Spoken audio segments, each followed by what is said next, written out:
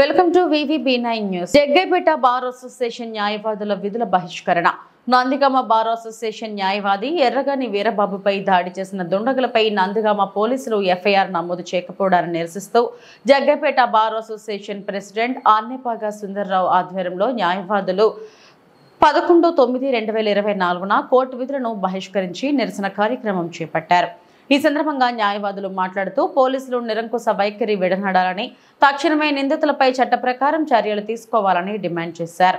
కార్యక్రమంలో ఆర్నేపాగా సుందర్రావు, బాతుల వెంకట్రామయ్య, కరుణం నరసింహరావు, జూనెబోయిన శ్రీనివాసరావు, బాడే జోగేంద్ర కుమార్, ఎం కృష్ణయ్య, కె శ్రీనివాసరావు, ఎం ఆంజనేయులు, దాసరి నాగేశ్వరరావు, కరిసే రత్నబాబు, శ్రీధర్, శ్రీనివాసవి, శేషకుమారి, అమ్ములు తదితరులు పాల్గొన్నారు. మా న్యాయవాదులు ఎనానిమస్గా విధులు బహిష్కరించి బాయ్కాట్ చేయడం జరిగింది. ముఖ్యంగా ఈ సందర్భం ఏంటంటే, నందిగామలో మా న్యాయవాదిని ఎవరో అక్రమంగా అన్యాయంగా అమానుషంగా కొడితే న్యాయం చేయని న్యాయవాది పోలీస్ స్టేషన్కి వెళితే న్యాయం జరగలేదు. పోలీసు వారు ఇంతవరకు కేసు కట్టలేదు.